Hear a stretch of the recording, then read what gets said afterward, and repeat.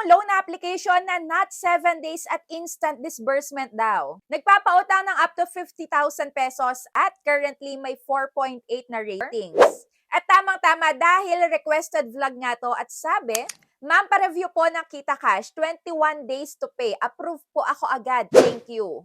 Silipin nga natin kung ano ba yung nasa loob ng loan application na to, kung okay ba siyang utangan ngayon, ano yung mga hinihingi na requirements, at kamusta ba yung loan details. Kaya kung makita nyo man yung ads nila online, naku, wag muna kayo mag-install, panoorin nyo muna to hanggang dulo, saka kayo mag-decide.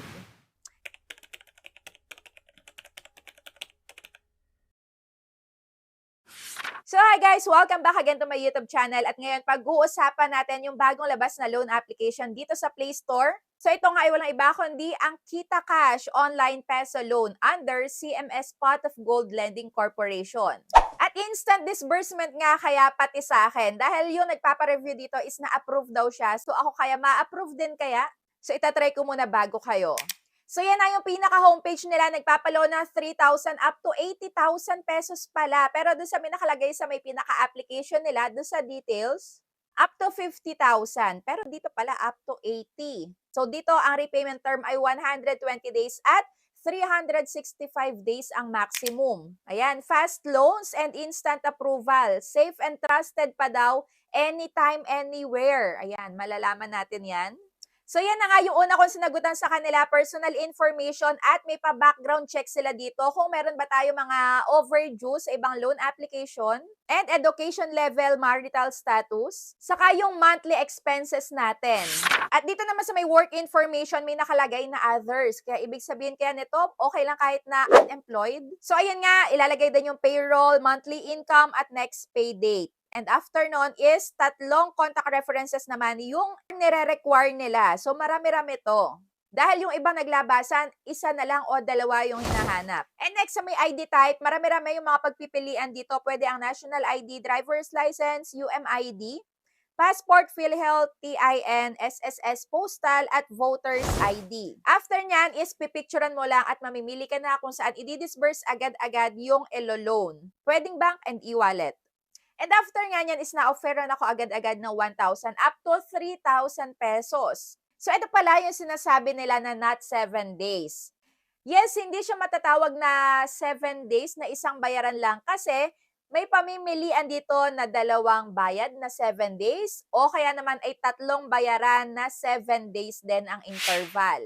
So ibig sabihin lumalabas na 14 days, dalawang hulugan, 21 days, tapos tatlong hulugan naman. So, yun pala yung sinasabi nila dito. At yung pinaka-breakdown naman, pagka 3,000 pesos and 2 terms yung aking pipiliin, 14 days to pay, ang babayaran ko ay 1,799 at yung next payment ay 1,800.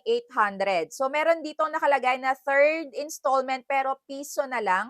At kung kukumputin natin yan is ito yung lumalabas na pinaka-percentage niya sa loob ng 14 days. At kung tatlo naman na terms, tatlong 7 days ang pipiliin natin, yung unang pagbabayad, 1,299, pangalawang pagbabayad, ganun din. Yung pangatlo, 1,301.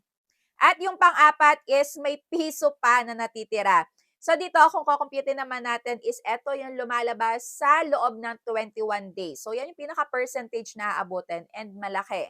Pero syempre, ako ayoko nang mag-loan sa may pinaka-maximum agad. So dito sa first-time user, 1,000 lang muna yung itatry ko kasi grabe, ang dami ko nang binayaran na utang na mga loan application na igino ko. Grabe naman yung mga pangaharas din na naranasan ko. Diba? Kaya kayo, wag kayo agad-agad mag-go-go, lalo na kung hindi nyo alam kung legit ba yan or hindi. So, dito sa 1,000 pesos at 2 terms ang pipiliin ko, 14 days, ang babayaran ko ay 600 pesos sa unang pagbabayad at sa pangalawa, 600 pesos din. At ang laki ng percentage na inabot na to guys. So, eto yung pinakakabuuan sa 14 days na percentage. O, diba? Sa may pangatlong term. 433, the same sa second repayment at sa may pangatlo naman 434. At meron pang pisong natira dito sa may pang-apat. At yan naman yung pinaka-aabutin na percentage sa loob ng 21 days. So ako syempre, igino ko to sa may 1,000 pesos at 2 terms lang. Kasi dito parang lumalabas na 200 pesos yung madadagdag dito sa may 1,000 na uutangin ko.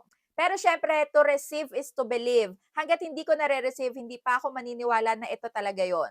So, bago nga pala ako mag-go is, kinlik ko muna yung pinaka-loan agreement. So, chinek ko kung nandito ba yung disclosure nila, disclosure statement. So, nandito ba yung talagang amount na in-loan ko, magkano yung interest, yung overdue, yung penalty, wala akong nakita, guys. So, dito is more on definition of terms lang ulit. So, wala ditong disclosure statement sa may loan agreement nila. At yun yung dapat nyo ding inaalam. Pagka walang ganon, is magtaka na kayo kung ipagpapatuloy nyo pa ba yan or hindi. Dahil ako nga is isang red flag na yon para sa akin. So, ayan, after nga nun is, ayan, may facial recognition na. At nagpapa-rate na din sila dito agad-agad. So dito, wag muna kayo magre-rate hangga't hindi nyo talaga nalalaman kung makakatulong ba sa inyo o hindi. So in 4 minutes lang, na-receive ko na agad yung pinaka-update. So ako nga is, ayan na naman. So bakit naman ganon? Ako ay na-reject dito. Sorry, your qualifications do not meet the requirements for applying for this product. So siguro kasi ang inilagay ko dun sa may industry, sa may trabaho is others. So parang gusto nila is specific. So I'm not sure. Pero eto nga, rejected ako. At eto pa yon dapat nyong malaman. So dito nga pala, nung nag-sign up ako sa kanila, di ba may OTP tayo na mare-receive? So ang nag-text sa akin ay from Ayudas, which is loan application din siya na na-review ko na ng matagal na panahon na. So last year ko pa siya na-review. So ayun nga, magka-sister company ang Ayudas at Kita Cash. So, meron nga ditong nag-share din ng experience sa may vlog ko nung nakaraan. Malaki po yung kaltas niya at 7 days lang. Yung 3,000 daw, ang pinakabalik ay 4,798. So, 14 days, 2 terms, kaya every 7 days. So, 7 days ang interval, guys. Last na i-share ko sa inyo is, ayan, SEC registered ba sila?